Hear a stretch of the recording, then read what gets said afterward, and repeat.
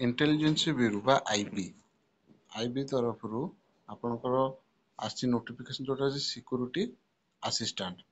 2025 total post देखा गले आप देखु बहुत गुड़ी पोस्ट अच्छी जोटा हूँ 4987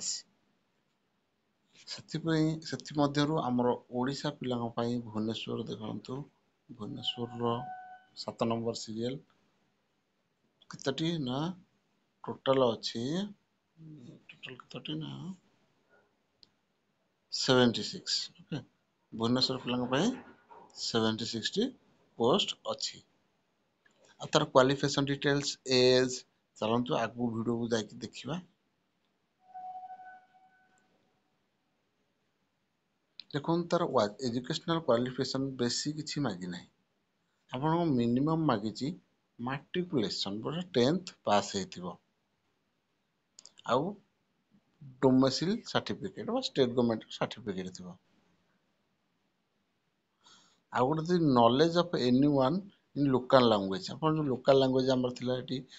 डोगरी ओडिया अलग अलग लैंग्वेज थिला से लैंग्वेज दरकार अपन जेहेतु ओडिया पिला अपन तो समस्त ओडिया जानथि एति पई लैंग्वेज पई कोनोसी चिंता करंतु नाही आ जो मानकर इंटेलिजेंस वर्क रे एक्सपीरियंस अछि बा इंटेलिजेंस ब्यूरो रे एक्सपीरियंस से मानको अग्राधिकार दिया जिवो एज लिमिट 18 रु 27 वर्ष केते गुना 17/8/2026 2025 एटा हो त लास्ट डेट बोधे 17/8/2025 सेति पई से मागी ता सहित आपण मानकर गवर्नमेंट रूल अनुसार एससी एसटी मानक पई 5 वर्ष ओबीसी मानक पई 3 वर्ष रे एज रिलैक्सेशन अछि अलगा भी जो माने गवर्नमेंट सर्वेंट वर्तमान अछंती से मान पई भी थिबो देखि दोची इन सर्विस मैन से मान पई थिबो एटी एटा upper age limit relaxable departmental candidate up to 40 years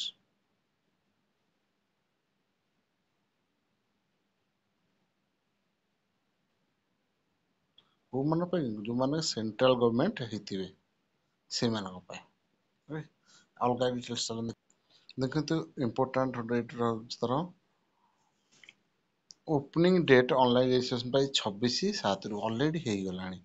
uh closing date बा लास्ट रहउची 17/8 ना आपनको जोटा कहउतली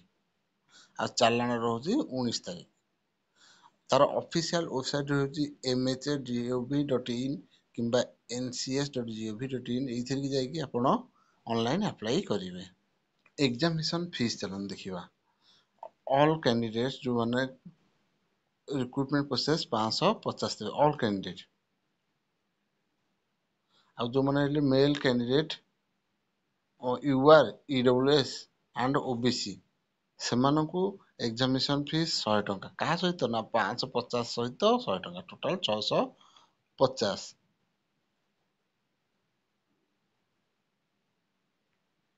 आउ जो माने एससी एसटी ता सहित एक्स सर्विसमैन कैंडिडेट से माने को कोन करा हेची एक्सेप्ट करा हेची from the payment of 100 rupees टा पेमेंट करिया पई तांको फ्री करा जायछि किंतु 550 टा चार्जेस टा से माने देबे बुझला एससी एसटी आउ एक्स सर्विसमैन को पई 550 आउ यूआर ईडब्ल्यूएस ओबीसी पई 650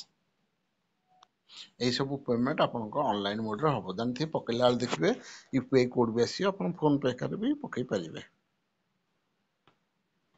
चलन तार एग्जामिनेशन प्रोसेस विषय जानिबा देखंतु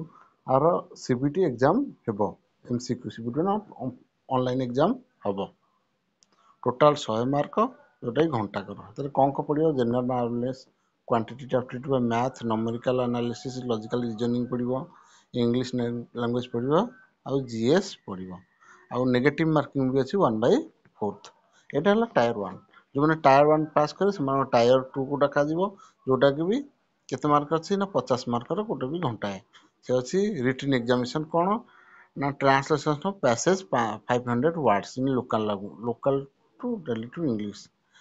local language to Odia Odia to English ए भले ट्रांसलेशन पड़िबो तापर अछि टायर 3 जोटा कि इंटरव्यू एंड पर्सनली टेस्ट भी 50 मार्क टोटल 200 मार्क रा ଏକ୍ଜାମ୍ ହବ। ଯେଉଁମାନେ ଭଲ ସ୍କୋର କରିବେ ସେମାନେ ପକେଇବେ। ଆଉ ଗୋଟେ କଥା ଦେଖନ୍ତୁ, ଏଇଟା ହେଉଛି ଅଲ୍ ଇଣ୍ଡିଆ ଲେବୁଲ୍ର ସର୍ଭିସ୍। ଏଠି ଦେଖନ୍ତୁ ସର୍ଭିସ୍ ଲେବିଲିଟି ଅଲ୍ ଇଣ୍ଡିଆ ଲେବୁଲ୍ ମାନେ ଟ୍ରାନ୍ସଫର୍ ପାଇଁ ଅଲ୍ ଇଣ୍ଡିଆରୁ ହୋଇପାରେ। ତେଣୁ candidate willing to serve anywhere in India only needed to apply. ଯେଉଁମାନେ ଅଲ୍ ଓଭର୍ ଇଣ୍ଡିଆ ଚାକିରି କରିବାକୁ ଚାହୁଁଛନ୍ତି ଟ୍ରାନ୍ସଫର୍ ଇଆଡ଼େ ସିଆଡ଼େ ହେବ, ତ ସେମାନେ ଆପ୍ଲାଏ କରନ୍ତୁ ବୋଲି ସେ ଆଗରୁ କଣ୍ଡିସନ୍ ଦେଇଦେଇଛି। କିନ୍ତୁ ପିଲାମାନେ ଡରନ୍ତୁ ନାହିଁ,